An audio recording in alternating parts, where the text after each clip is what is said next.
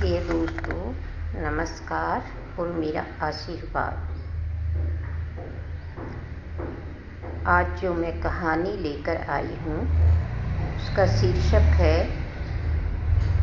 पोटली में छिपा धन। जरा सुनिए।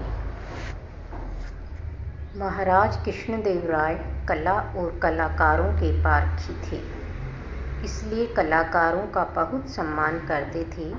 जो भी कलाकार उनके राज दरबार में अपना उच्च प्रदर्शन करता, उसे यथोचित धन पुरस्कार देकर वहाँ से विदा किया करते। लेकिन पुरस्कार देने से पहले वह तेनालीरामा से अवश्य सलाह लेते थे। राजा की इस बात से बहुत से दरबारी दुखी थे कि राजा केवल तेनालीरामा से ही क्यों सलाह लेते हैं, हम लोगों से सलाह क्यों नहीं ले जाती।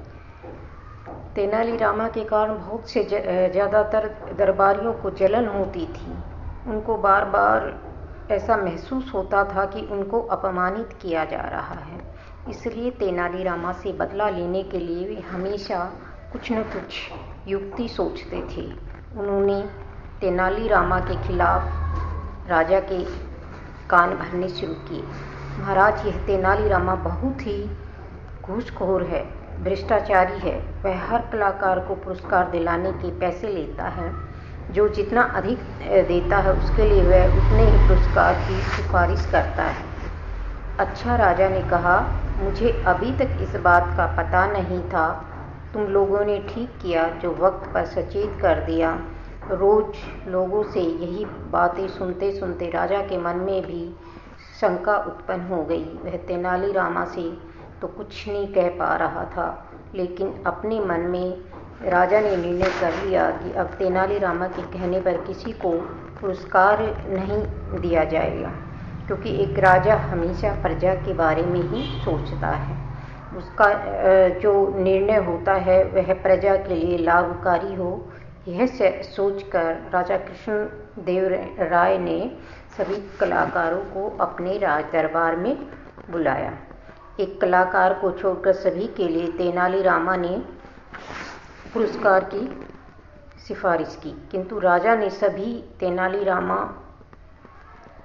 के जिनकी सिफारिश की थी उन कलाकारों को खाली हाथ लौटा दिया, और जिस कलाकार की सिफारिश नहीं की उसको वहाँ पर रख लिया तो उसे ढेर सारे पुरस्कार दे दिए। इस बात से राज दरबारियों की तो बात बहुत ही अच्छा लगा उनको, क्योंकि उनकी मन की सारी मंशा थी वह पूरी हो गई। उनको लगने लगा कि अब तेनालीरामा को राज दरबार से निकाल दिया जाएगा और राजा कृष्णदेव राय उनकी एक भी बात नहीं मानेंगे। वे लोग बात बात पर तेनालीरामा का मजाक उड़ाने लगे। तेनालीरामा भी मुस्कुराता हुआ खामोश रहकर इस अपमान का जहर पीता रहा। एक दिन राज दरबार में बनारस घराने का एक बड़ा ही संगीत का महाराज आया। उसने राजा से अपने संगीत कला दिखाने का अवसर मांगा तो राजा ने उससे दूसरे दिन अपनी संगीत सभा में बुलाया, और उस दिन संगीत सभा लोगों से ठसाठस भरी हुई थी। परंतु राजा कृष्णदेव राय के पधारने पर उस संगीत महाराज ने गाना गाया। आवाज़ तथा गाना इतना अच्छा था कि बार बार संगीत सभा में लोगों की तारीफों की आवाज़ आ रही थी और वाह वाह के शब्द सुनाई दे रहे थे। गाना जब समाप्त हुआ तो तेनालीरामा ने जोर से कहा, महाराज, इतना अच्छा गाना तो मैंने अपनी जिंदगी में कभी भी नहीं सुना। इस गायक संगीतकार को कम से कम 10,000 स्वर्ण मुद्राओं का इनाम तो मिलना ही चाहिए। तेनालीरामा की इस बात पर राजा कृष्णदेव राय ने गुस्से में उसकी तरफ देखा और फिर अपनी बुद्धिमत्ता से शब्दों का उत्तर दिया, सचमुच यह गायन तो बहुत ही अच्छा है।